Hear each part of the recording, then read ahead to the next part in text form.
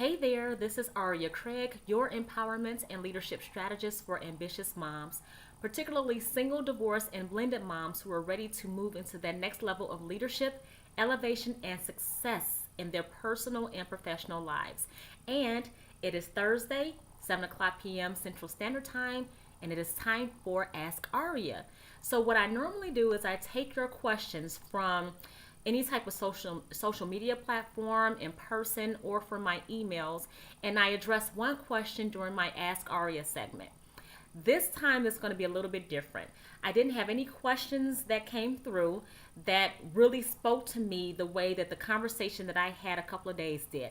And this conversation was with a person who is in my professional network, and we were kind of just talking about the Golden Globe Awards and the captivating speech that Oprah Winfrey gave, and how it has not been a better time than now to be empowered and to really empower women. So that being said, I want to kind of tailor it for my moms with more so influencing your child and empowering your children. So how do you do that? There are some commercials that I've seen on TV that I think are really cool, different brands, and they're both snack brands. There were a couple in particular, and I can't remember what the other one is.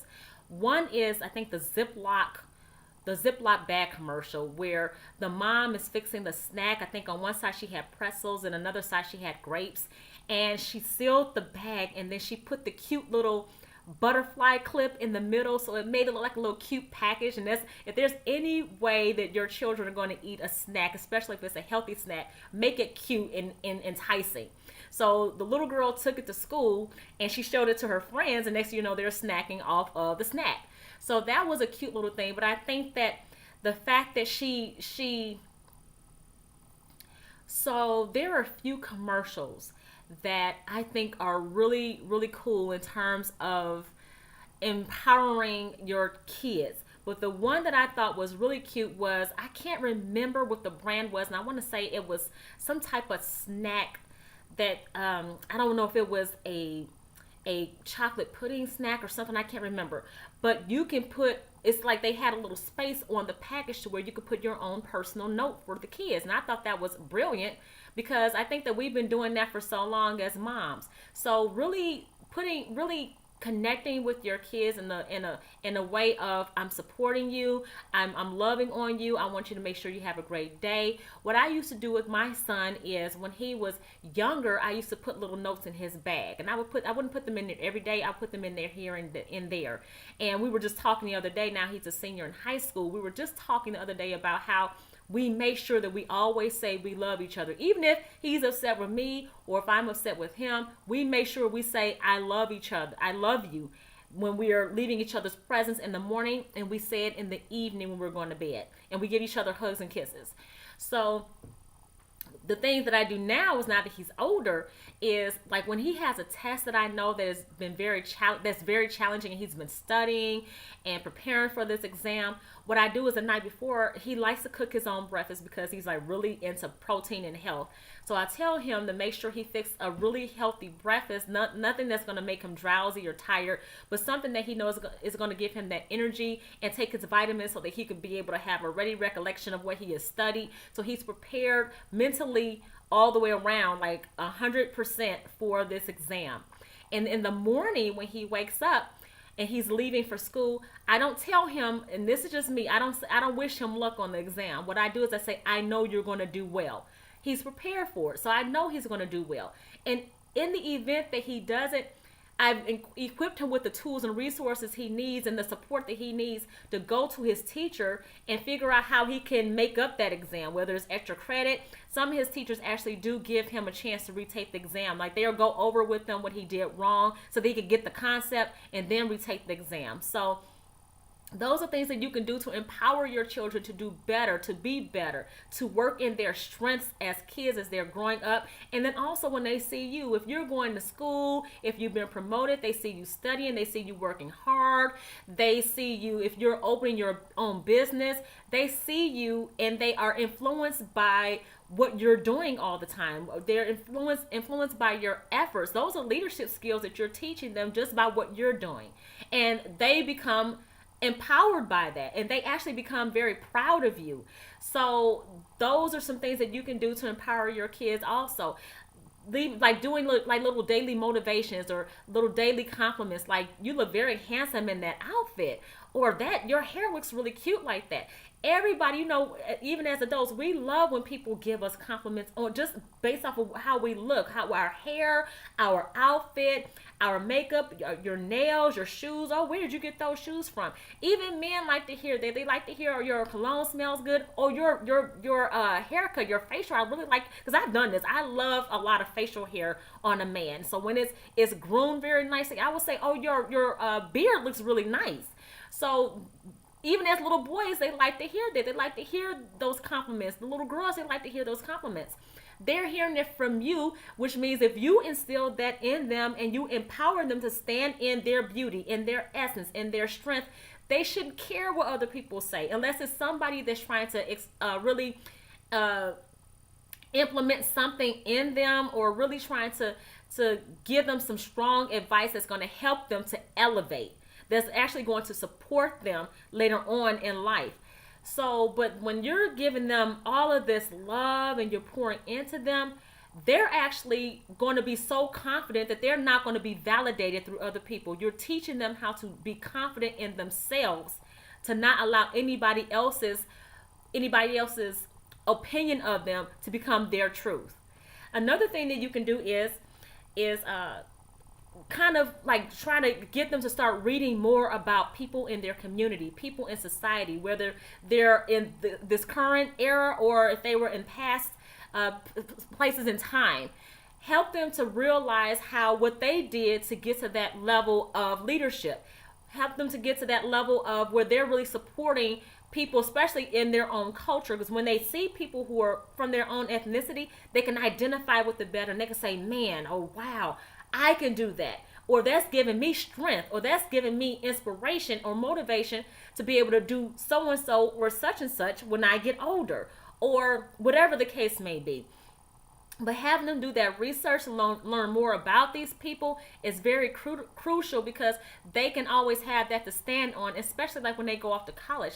They'll always have those things that they've read, that they've heard. I have actually some memories and of when I was younger, and I did some book reports even when I went off to college and took a history class on certain people who I never knew about when I was in high school, that really gave me inspiration to persevere as I got older, to finish college, to finish in a particular program, even to go off and get my master's degree, and even in a program that I'm in now, which is in paralegal services, which one day I might decide to go and be an attorney. I don't know.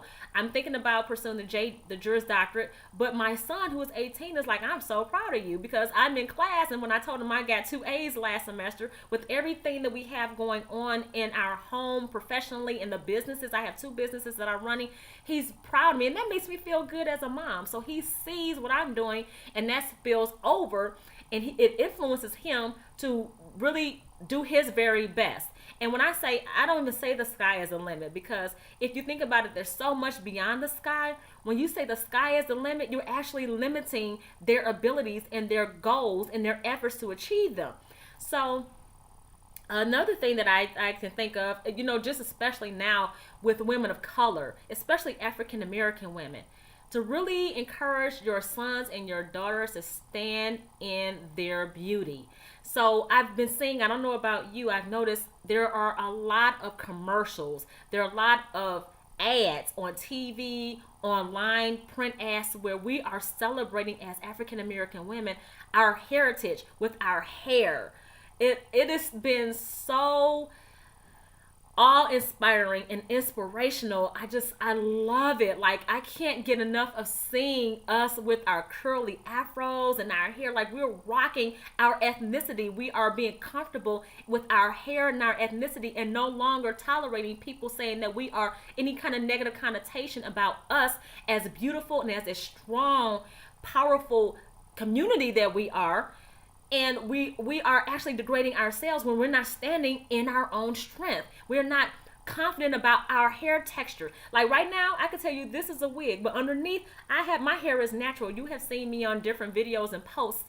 Even though my My images, my hair is natural. It's straightened out for the image, but it's natural. The next photo shoot that I do, I'm going to have my hair in this natural state without pressing it out. But I take my videos, I take posts, I jump on when I'm just driving my car or whatever, just being me, and I have my hair natural. Now, because I'm only on for today with doing this video, I just put on the wig, but it's still in this protective state with the twists that I have underneath it, because it is a process. You have to take it down, and you have to be very careful, because our hair is very, very delicate. So you have to be careful with taking it down and making it cute. So if I'm going to do a 15-minute video, even though it's in my twist in its natural state and I have on the wig, I want to keep it protected, because when I'm done, I'm going to take this off and I'm going to put on my silk scarf, which is going to help protect my hair. So, but I stand in my beauty because I wear my hair natural.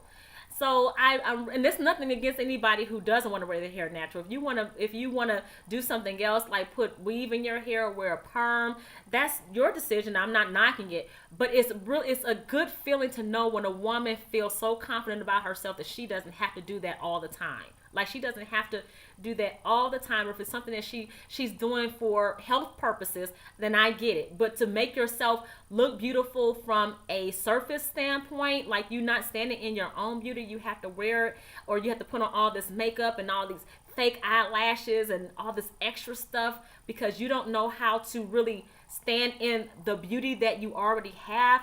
And again, what I said before, you're really making a statement to your kids around you. They're going to feel like I'm inadequate, like my skin complexion or my hair or me being natural or my face being natural without a whole lot of makeup. Now, of course, if you put on something to enhance the beauty, that's one thing, but I've seen people where they look like completely different people. Like, they take it off and it's like, whoa. It's like it's like night and day. So that's not the message that you want. You don't want to have that for yourself, let alone set that type of standard for your kids.